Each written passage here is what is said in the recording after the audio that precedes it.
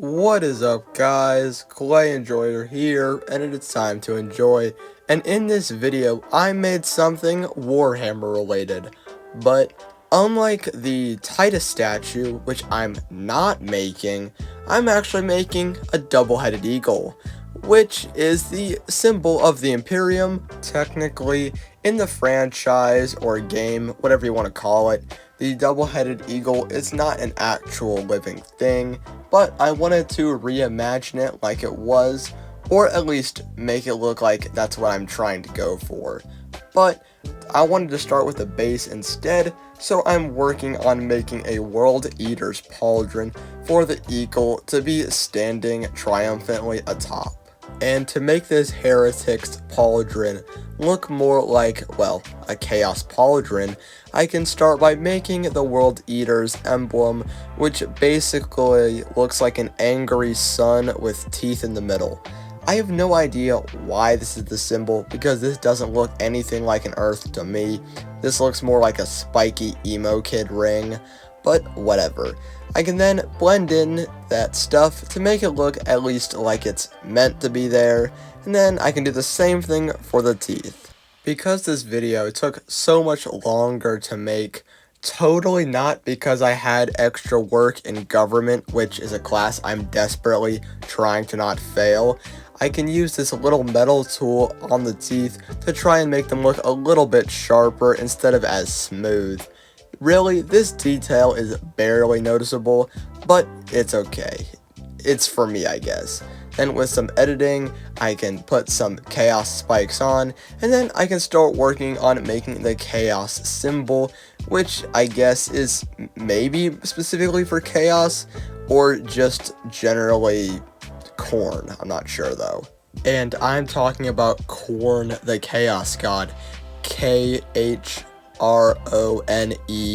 not Corn, Corn. Just to be clear, I didn't think anyone would really think that, but just in case. Then I can add the little chaos spiky arrow things, and then I can add some texture and smooth the pieces in together to make it look like, well, a single piece, because I want this to make it look like it is nicer and that I actually put some effort into this. Then with a slightly inaccurate skull and some bones that I can add later, I can set those to the side along with the two chaos symbol things. Then I can bake them, give a thumbs up, and start adding some damage to them via taking off some of the spikes to make them look like they've been chipped or broken off. I end up doing most of the battle damage to the pauldron off camera, but this is at least some of the damage, so you can get a basic gist of what I'm doing. And then I can do the similar thing for the chaos symbol, but instead of just showing it to the camera, I can split it in half. Because in the base that I plan to make shortly, or at least I think shortly, that it's going to look like it's being buried in the ground. Then I can paint it the brassy gold chaos color before then moving on to making it extra detailed with some very heavy light, no I'm just kidding, light wash to get in all the cracks and recesses and make it look extra good. Words are hard, leave me alone. I know that the skull I made is not accurate because the jaw is supposed to be detached instead of attached, but my reasoning is that this is the 42nd millennium, well, when I'm making the piece, and there's so many genetic modifications that you can get that I'm just gonna say this was a genetic mishap by some tech priest or something. Then I can dry brush some lighter paints onto it because originally I didn't like the first just brown wash, and then I can do that original brown wash over top of it again to make the skull look even more dirty and weathered. This will end up tying in very well with the other things. Then I can do some actual dry brushing because originally I misspoke, which also brings out the extra cracks that I added off camera, but they were just being so fidgety that I just did it off camera. Then I can do the same thing with the bones, making them look a touch bit cleaner for some reason. Then I can start painting the Chaos Pauldron a nice blood corn red, which is basically just red. I didn't get specific hobby paints or whatever. After I painted this red part of the pauldron, I thought it was looking a little bit flat, so I took some lighter red in the middle of the chaos symbol and around the other open parts of the shield armor protection thing. I can't speak apparently.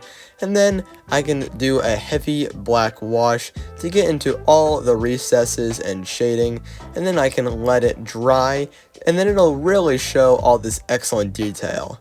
Then I can paint that chaos brass like on the other chaos symbol to match it, because, well, these are both chaos instead of one being chaos and one being, well, I don't know, not chaos, I guess. But no, it definitely is chaos. And then I can give that a black wash too, so it ties in together, because I don't want this brass gold-ish stuff looking too clean. Now that the base is made, I can now make a nice deceptive chocolate paste, which I can spread all over to this foam circle that I cut perfectly off camera. And then making sure I get it everywhere and just enough where it's flowing off the sides, I can put the pauldron, skull and bones, and chaos emblem in place, making it look like they've sunken into the dirt a little bit, which will also allow them to be held in place. Then I can sprinkle in some plaster painted light gray in another project, and a little bit of wood broken up to make it look a little bit more interesting. Then I can paint it brown for, continuity, and then I can do some other light dry brushings to highlight it everything and make it look less flat like the other details. Then I can do a bunch of those dry brushes because I really want to highlight all the precious details that I spent so long expertly making. I know, this is just Picasso level art. It's just kidding. I know, it's a work in progress. Then I can start building the eagle, which kind of looks like a potato with legs, wrapped in a bunch of aluminum foil. Now, I have to actually cut this eagle's head in two sections because this is a double-headed eagle, not a single-headed eagle. We're going for uniqueness here, not standard. And I know this looks like a butt, but trust me, it doesn't. Because then I can cover it in clay, which totally hides it and doesn't make it less obvious at all. Then, once I wrap clay around the entire body to hide the ugly aluminum foil, I can build up the legs with a bunch of clay, but that'll be a bit later because they look pretty skinny at the moment. And obviously, if this eagle is a defender of humanity, or just killer of demons, either way, it sounds cool either way, then it's gonna need some beefy legs to empower it through battle, I guess. To turn these neck blobs into actual heads, I can blend these coins of clay in to make the start of the head, but I thought the heads looked a little bit too stubby, so I added 2 extra flattened marshmallows of clay on the end and rounded them out to get the accurate head shape that I was looking for. And then I can smooth them out a bit to try and make them look a bit natural, or at least as natural as a double-headed eagle from space can get. Then, to make it actually look like an eagle, I can give it its eagle face, along with a little bit more of a sharper head, instead of a more rounded head, more like pointed head. Now, I don't know about you, but another important part of the face is the eyes, because the eagle needs to be able to see, so I can poke some eye holes in, followed with eyeballs, before some really angry eyebrows get blended into the top to really accentuate how this double-headed eagle is feeling. Even though it has 2 separate minds, they still have the same goal, conquering its enemies. Then I can start carving out the feathers details on the back of the bird's butt, I guess. I'm not entirely sure what these are called. I'm just making them look like bird feathers. Then I can carve them into points to make them also more feather-like.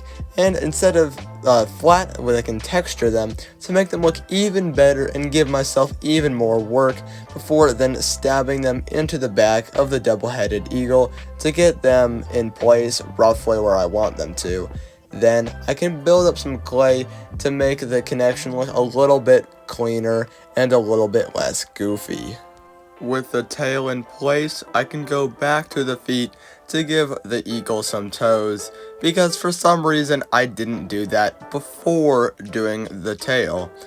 With that done, I can now start working on making the wings, but I actually need a place for the wings to go, so I can put in some little marshmallows of clay and blend them in on the sides to make the appropriate wing sockets, which eventually will be not appropriate because I'll have to bend them and reshape them slightly because they're angled a bit high at the moment. Then I can start working on said wings. That looks like an armature wire wrapped in clay. With the general shape of the wings done, I can now cut a sheet of clay roughly to the size that I'm going for, because I understand that wings should have more time put into them. But at this point, I'm so close to being done with this sculpture, I really just want to be done. Because I understand that you guys just need some amazing clay enjoyer content on a more consistent basis. And unfortunately, I am not really doing that.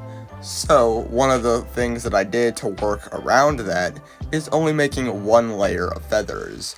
So I know it looks a little bit goofy how it's just an entire strip of feather instead of like it broken off into two pieces or whatever, but this is my sculpture and I was just trying to finish, so just come on, just work with me here. But I know this is my sculpture, so I will actually put at least a little bit of detail into this, starting with making the wing sections look a bit more defined and a bit less flat. Then I can cut the little edges into the wings to make them look like a solid sheet and more like, at least kind of like they're separate wings, which I know looks a little bit rough now, but I refined it a bit off camera because I found it a little bit annoying.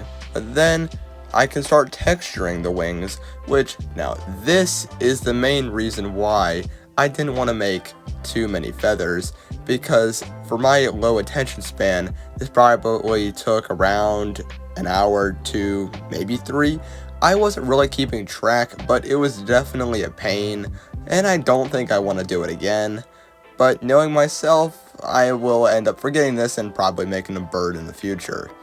Then I can connect both wings together, because you gotta make 2, and I can blend them in place and have them looking adequate, and then I can start texturing said double-headed eagle to make him look a little bit less smooth. Just like some of my videos in the past, my cat can come judge me to see how fast I'm working at just such incredible speeds.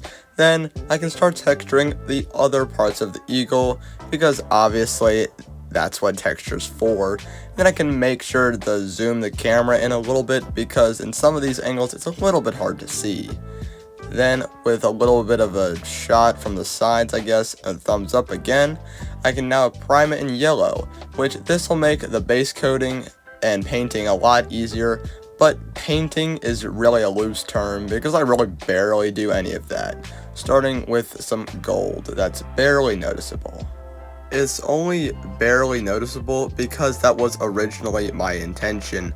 I wanted it to just like highlight the edges of the feathers, but since gold was actually a kind of thin-ish paint and didn't really hold well, I guess, I did kind of like a thicker dry brush. I guess you could say like a wet brush, I don't know.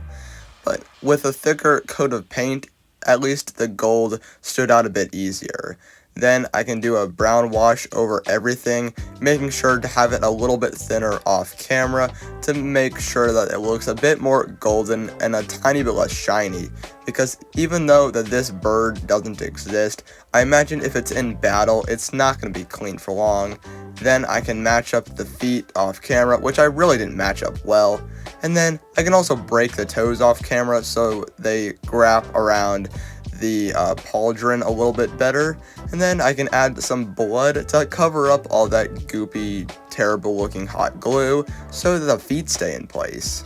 And to make the blood look less out of place, I can drag some of it up onto the eagle's feet and a tiny bit up its legs, and then I can do like gravity does and make the blood go down as well, starting with the skull and then moving on to the other chaos emblem relic things, because I want this to have as much gore as possible, and I guess in the name of detail as well, because at this point, since I'm so close to finishing the sculpture, I'm having fun again, and I just want to add a bunch of blood, which, that concerns me slightly, but it's still fun.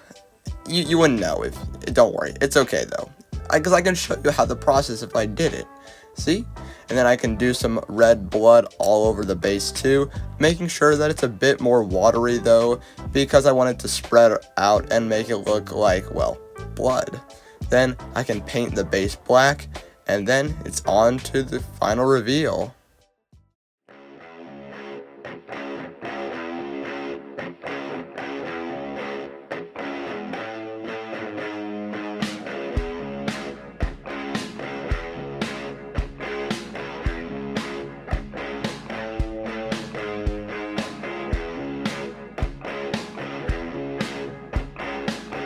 If you enjoyed this video, please like and subscribe for more double-headed eagle screaming content. See you in the next video. Bye.